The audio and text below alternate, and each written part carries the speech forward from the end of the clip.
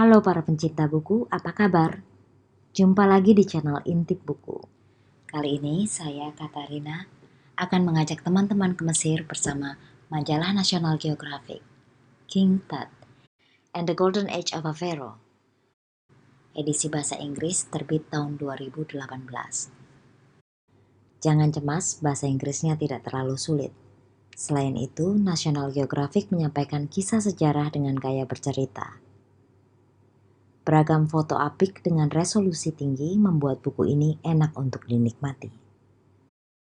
Namun foto-foto yang ada dalam video saya bukan berasal dari buku ini.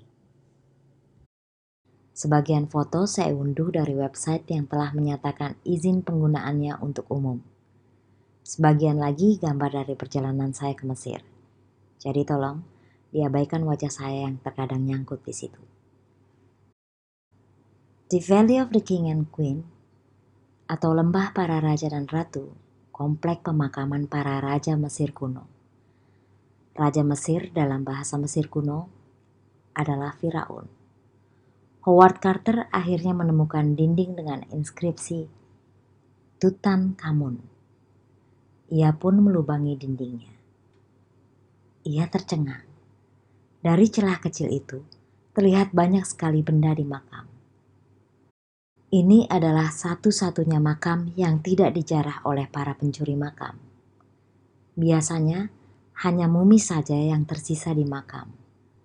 Tutankhamun naik ke tahta sekitar tahun 1341 sebelum Masehi.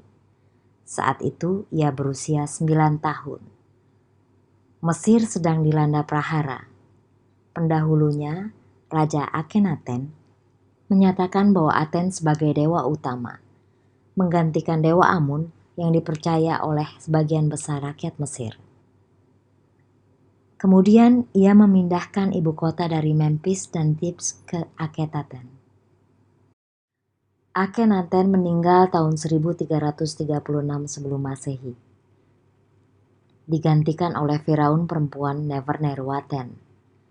Para arkeolog dan sejarawan menduga penggantinya adalah Ratu Nefertiti, istrinya yang cantik dan cerdas. Namun hanya sedikit artefak yang mendukung pendapat ini. Lawan politik Nefertiti memang menghapus nama Firaun perempuan itu dari benda-benda bersejarah. Nama Nefertiti berarti The Beautiful One Has Come. Tak disangka Tutankhamun, raja belia pengganti mereka, justru menjadi lambang restorasi Mesir.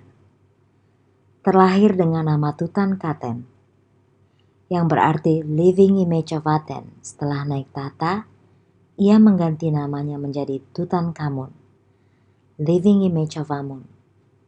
Ia juga mengembalikan ibu kota ke Memphis dan Thebes. Namun, raja muda ini wafat di usia muda. Ia wafat di tahun 1332 sebelum Masehi, setelah sekitar 10 tahun berkuasa. Makamnya tidak terlalu luas jika dibandingkan dengan raja-raja lain. Mungkin karena ia meninggal di usia muda. Makamnya yang luas belumlah selesai. Makam Raja Mesir selalu dipersiapkan semenjak sang raja naik ke tahta. Howard Carter menghabiskan waktu 10 tahun untuk melakukan identifikasi, pembuatan katalog, dokumentasi, dan restorasi terhadap 5.000 artefak yang ada di makam Tutankhamun. Artefak tersebut antara lain peti mati berisi mumi Tutankhamun, peti mati bagian luar terbuat dari kayu berlapis emas, peti mati bagian dalam terbuat dari 110,4 kg emas. Mengapa banyak emas di makam? Karena saat Tutankhamun berkuasa, Mesir memang sudah memiliki tambang emas di Nubia.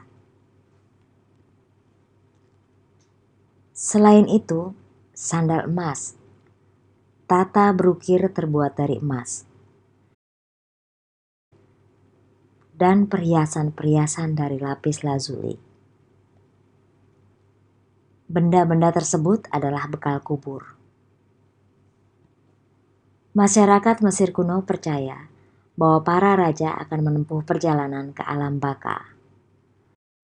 Peta perjalanan para raja diukir di dinding-dinding makam para raja Mesir. Saat pengadilan terakhir, Dewa Anubis akan menjadi hakim atas perbuatan para raja semasa hidup mereka. Jika dianggap layak, raja-raja bersama dewa-dewa akan memastikan matahari akan terbit esok hari di Mesir dan menghadirkan kesejahteraan bagi warga Mesir. Maka jasad para raja harus diabadikan. Untuk itulah bangsa Mesir kuno melakukan pembalsaman pada jasad para raja menjadi mumi. Bagian selanjutnya mengulas tentang Raja Ramses II. Ia berhasil mengembalikan kekuasaan Mesir atas bangsa Hittite dengan memenangkan pertempuran di Kades. Wilayah Kades sekarang adalah Syria. Kegemilangan Ramses II terlihat dari berbagai peninggalan bersejarah. Tahun 1244 sebelum Masehi, ia membangun kuil Abu Simbel yang ia pahat di tebing. Ramses II meninggal di usia 90 tahun. Terima kasih sudah menonton. Jika suka video ini silahkan di like. Yang belum subscribe silahkan di subscribe. Saya tunggu pendapat kawan-kawan di kolom komentar. Sampai jumpa.